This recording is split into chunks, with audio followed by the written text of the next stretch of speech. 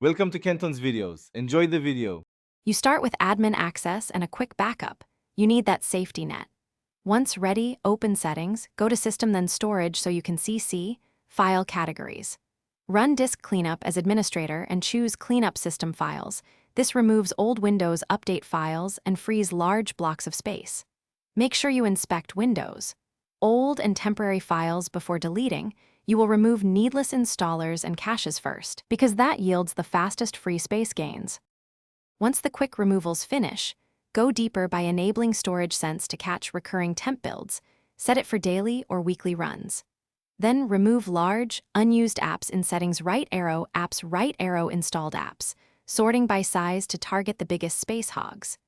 Move bulky user folders to another drive or an external, and remove local copies of OneDrive files you don't need offline.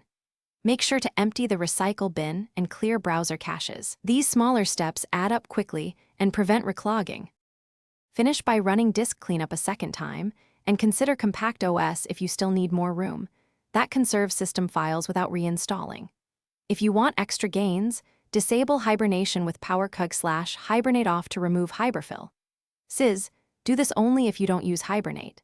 If anything goes wrong, run chkdsk/f and sfc/scano to repair disk and system file issues, and check Event Viewer for error details. This troubleshooting step resolves common failures and restores stability. Thanks for watching. Consider subscribing if we helped you.